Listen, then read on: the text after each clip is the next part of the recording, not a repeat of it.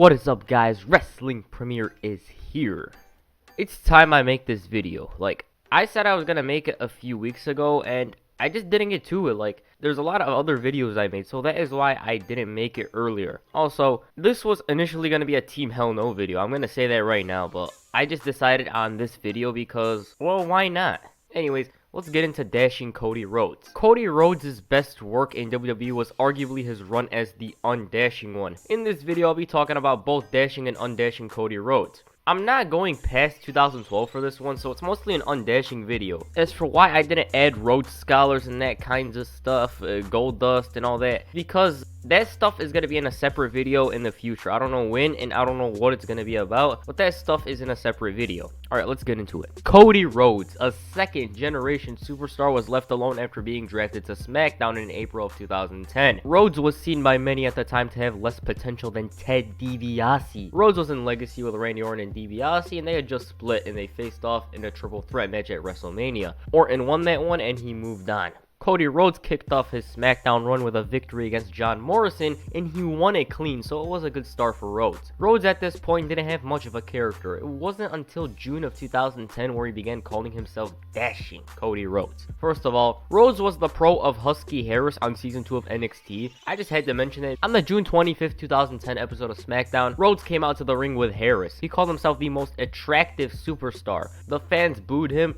and Rhodes then showed a Divas poll on WWE.com. That poll was asking who is the most attractive superstar. The results came in and it was Cody Rhodes. He began insulting Harris, calling him average, and he told him to leave. Rhodes then exited the ring and he made fun of some fans. Then he went up to Todd Grisham and he told him that he's been spending some time in the gym while Todd's reading comic books and checking out Rotten Tomatoes. He then went up to Tony Chimel and he said he hasn't had a carb since Bill Clinton was president and he doesn't even remember that. Then he said that Tony hasn't had a donut since the first match of the show. Rhodes ended the promo thanking the WWE Divas, saying that they have exquisite taste. He called himself handsome and dashing to end the promo. This all started from a damn poll.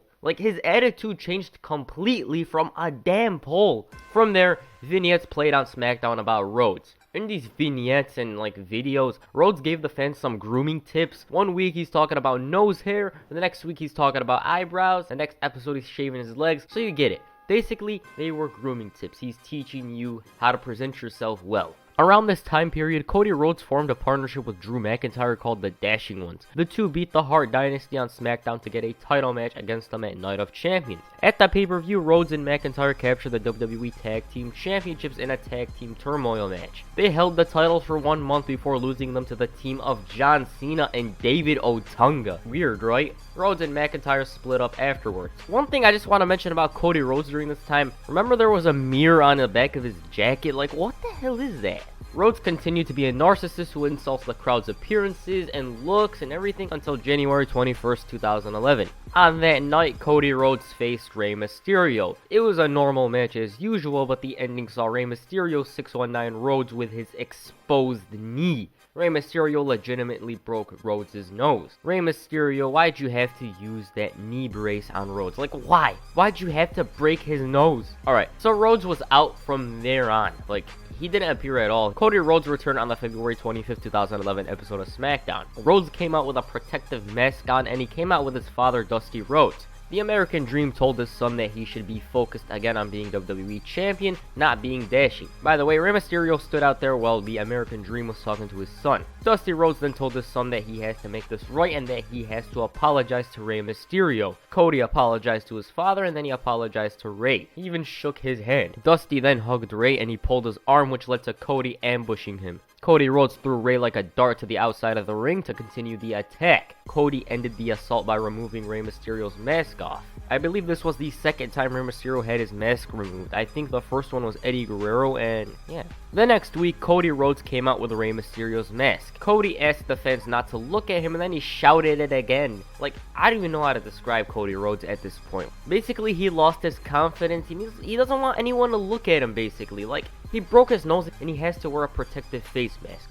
What good is in that? Rhodes was booed, and he continued his promo. Rhodes said that he went to his father, and he convinced him to help him set up Rey Mysterio. Cody Rhodes said that he did the right thing by removing Rey's mask, and he said that he doesn't want to disappoint his father. He then said that he's not gonna let some sideshow freak like Rey Mysterio keep him from becoming World Heavyweight Champion. Then he challenged Rey Mysterio to a match at WrestleMania 27. He then vowed to remove Rey's mask and expose his face on the grandest stage of all. The funny part in all of this is the fact that Rhodes still had his dashing theme song. Like, it doesn't match at all with his current persona. Rey accepted the challenge the next week. The week after that, Rhodes debuted his grotesque theme song, and he came out with a towel on his head and he walked with his head down in a weird way. Rhodes made easy work of Trent Beretta. At WrestleMania, Cody Rhodes beat Rey Mysterio. Rhodes used Rey's knee brace to get the victory, so it was a good callback to the beginning of this feud. The match was good, and it was one of the best matches on the card, but that wasn't really saying much because it was WrestleMania 27, you know, the trashy WrestleMania. After WrestleMania, the feud between Rey and Cody continued heading into Extreme Rules. Before the events, both men had a one-on-one match the week before the pay-per-view. Rey won the match, but Rhodes attacked Rey and hit the crossroads on him. After that, he put a paper bag on Rey's head. I believe this was the first time Cody Rhodes used a paper bag on anyone, like he put it on someone's head to humiliate them. I think this was the first time. At Extreme Rules, the two faced off in a Falls Count Anywhere match. I've never watched this match before, so I can't say anything about it. Rey got his win back by spinning green mist on Rhodes, and he hit the 619 and he dropped the dime. You know how it goes. 619, drop the dime. Rey moved on to Raw, and yeah, the feud was over. 2 weeks later, Cody Rhodes faced former Legacy partner Ted DiBiase. He handed Ted a paper bag and he beat him in the matchup. Rhodes and DiBiase once again formed a partnership afterwards. This time though, it felt like DiBiase was Rhodes' lackey. Like, they weren't equal. It felt like DiBiase was below Cody Rhodes. Cody Rhodes participated in the Money in the Bank ladder match. Many expected him to win it along with Wade Barrett, but it ultimately was Daniel Bryan who won it. From there, Rhodes set his sights on the Intercontinental Championship. First, he beat Big Zeke in a handicap match, and the week after, Rhodes said that Zeke is devaluing the Intercontinental Championship. Rhodes got his match for the title the following week. The Undashing one captured the title for the first time in his career. On the August 26th episode of SmackDown, Cody Rhodes came out and he told Randy Orton that he's gonna win a Battle Royal and he's gonna take the World Heavyweight Championship from him. Rhodes gave DiBiase the mic, and DiBiase said that he and Rhodes know Orton's strengths and weaknesses. DiBiase continued to ramble on until Orton hit a RKO out of nowhere, starting a feud with Cody Rhodes. The following week, Ted DiBiase faced Randy Orton. DiBiase lost, and Rhodes came out trying to get DiBiase back up. Rhodes then hit a crossroads on DiBiase, ending their partnership. Cody grabbed a paper bag and he put it on Ted's head. Now that Cody got rid of Ted, he's focusing on Randy Orton. Rhodes faced Orton on the September 9, 2011 episode of SmackDown. Rhodes lost that match after an RKO. Cody Rhodes, however, beat Orton on the following episode of Raw. Rhodes used his face mask on Orton and he hit the crossroads for the victory. That week's episode of SmackDown saw Ted DiBiase return. First of all, Rhodes handed Edge a paper bag, and Edge then proceeded to call Cody Rhodes boring and that SmackDown should wear the paper bag because of Rhodes. Edge left and Cody Rhodes began complaining, blah blah blah, and then Cody Rhodes began to insult the crowd, telling them that they need a paper bag. One by one, you need a paper bag, you need a paper bag, until someone punched Rhodes. The man removed the bag over his head to reveal Ted DiBiase. Remember the DiBiase posse? DiBiase went after Rhodes and he hit the Dream Street on him. DiBiase grabbed the paper bag, but Rhodes ran away. A title match between the two was set for Night of Champions. At the pay-per-view, Rhodes barely beat DiBiase. Basically, DiBiase removed Cody Rhodes' protective mask, and he was about to use it on him, but Cody Rhodes evaded him and he rolled him up and he grabbed the tights to win the match. So that is how Rhodes beat Ted DiBiase. Rhodes continued his feud with Randy Orton afterwards. The two faced off on that week's SmackDown. Cody Rhodes used his protective mask as a weapon on Orton. Obviously, the ref was oblivious to this. Orton kicked out and the ref was beginning to suspect that Rhodes used the mask. Orton then removed the mask from Rhodes' face and he blasted him with it, and Orton got disqualified. Orton continued to use the mask on Rhodes afterwards and he threw Rhodes to the outside of the ring.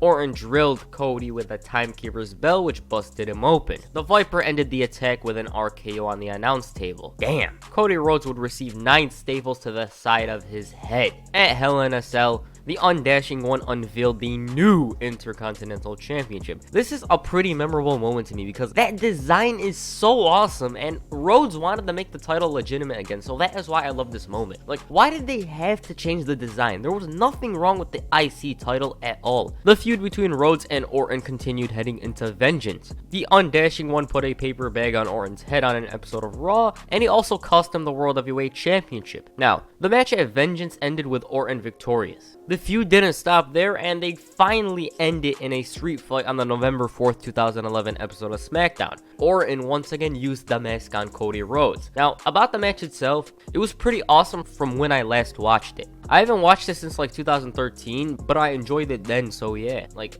if I enjoyed it in 2013, I'd most likely enjoy it now. Orton won the match, and afterwards he put a paper bag on Cody Rhodes' head. I believe this was the final time Cody Rhodes had the Undashing personality. On the November 14th, 2011 episode of Raw, Cody Rhodes came out to a new theme song, and he returned to the Dashing character. Now, this Dashing character was different. He wasn't a narcissist anymore. He was a bit of a narcissist, but he wasn't as much of a narcissist like the previous Dashing Cody Rhodes. The best thing to come out of this is the fact that Cody Rhodes started to wear knee pads. Oh, and that theme song, it reminds me of WWE 13 so damn much. Wow! The night after Survivor Series, Cody Rhodes began a feud with Booker T. He splashed water in his face because he said something about him on commentary, and so began the feud. Rhodes was set to face Booker T the following week on Super SmackDown Live, but Rhodes attacked him before the match. A week later, Cody Rhodes once again attacked Booker, but this time Booker paid back the favor by attacking Rhodes later that night. A match was booked for TLC, Booker T versus Cody Rhodes for the Intercontinental Championship. Cody won that match, but the feud wasn't over. He faced Booker on Raw and he lost. That week, SmackDown saw Cody's brother Dustin get involved. Dustin told his brother that he loves him and everything, but he's going about this the wrong way. He mentioned the tag team with Booker, which was awesome. Like, that tag team was amazing. And then he told his brother that he shouldn't make a name for himself at Booker's expense. Cody then laughed it off and said that he restored the Rhodes family name when Goldust threw up all over it. Booker then cut him off and said that he's got a win and Cody's got a win and that they should have a final match for the IC title. Rhodes accepted, but he wanted the match for next week. Cody Rhodes then struck his brother with a cheap shot and a disaster kick. On the first Raw of 2012, Cody Rhodes beat Booker to end the feud. At the Royal Rumble, the Dashing One had a great performance. Lasting 42 minutes, Rhodes eliminated 6 men before being thrown out by the Big Show. Thus, Cody Rhodes began a new feud. Cody Rhodes began making fun of the Big Show on the road to WrestleMania. He called Big Show a reverse Undertaker, which does make sense since he was 3-8 at this point.